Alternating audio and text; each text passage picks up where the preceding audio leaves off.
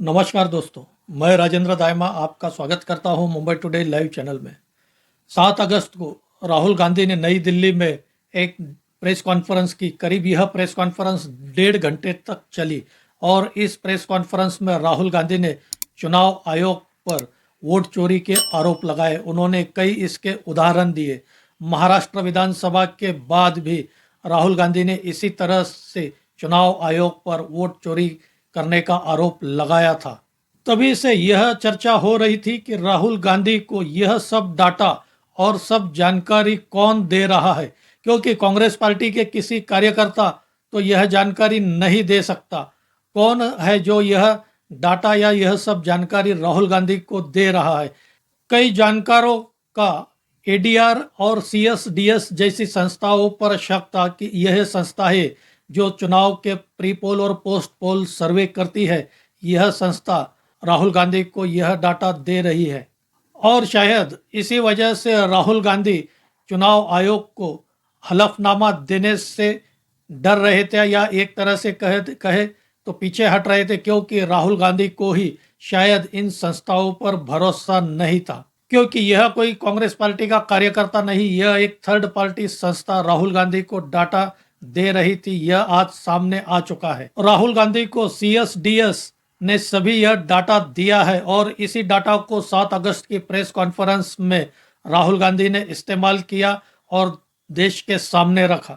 लेकिन इसी सीएसडीएस ने राहुल गांधी के साथ एक भयंकर बहुत बड़ा कांड कर दिया। 17 अगस्त को जिस दिन राहुल गांधी ने बिहार में वोटर अधिकार यात्रा की शुरुआत की, उसी दिन सीएसडीएस के को डायरेक्टर संजय कुमार ने एक्स पर एक बयान दिया। इस बयान में उन्होंने महाराष्ट्र के कुछ विधानसभा चुनाव क्षेत्रों के आंकड़े दिए और यह बताया कि लोकसभा और विधानसभा के चुनाव के आंकड़ों में इन कुछ क्षेत्रों में करीब 40% वोट बढ़ाए गए हैं। संजय कुमार ने एक्स पर यह बयान राहुल गांधी की जिस दिन यात्रा 17 अगस्त को बिहार में शुरू हुई, उसी दिन एक्स पर दिया था। बस फिर क्या था, कांग्रेस पार्टी, पवन खेड़ा जैसे नेताओं ने संजय कुमार के इस बयान को रीट्वीट किया और सरकार पर आरोप लगाने लगे वोट चोरी के। लेकिन कल इसी संजय कुमार ने अपना ट्वीट डिलीट कर दिया और मीडिया के सामने आकर देश से माफी मांगी कि उनसे कैलकुलेशन मिस्टेक हुई है, वे गलत विश्लेषण करे हैं और इस वजह से उन्होंने यह ट्वीट डिलीट किया है।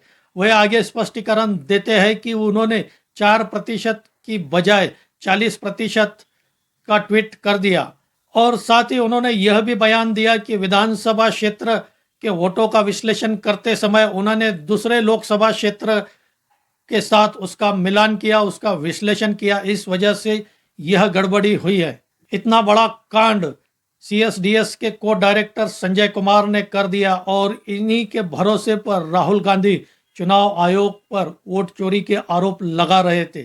हालांकि संजय कुमार ने मीडिया में आकर माफी तो मांग ली, लेकिन जिस तरह से राहुल गांधी ने जनमत का अनादर किया, जनता ने दिए हुए आदेश का जनमत का अनादर किया, उसका क्या?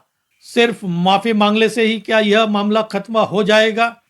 क्योंकि संजय कुमार ने दिए हुए आंकड़ों के अनुसार उनके भरोसे पर राहुल गांधी ने महाराष्ट्र की जनता ने चुन के दी हुई सरकार पर ही सवाल खड़े कर दिए।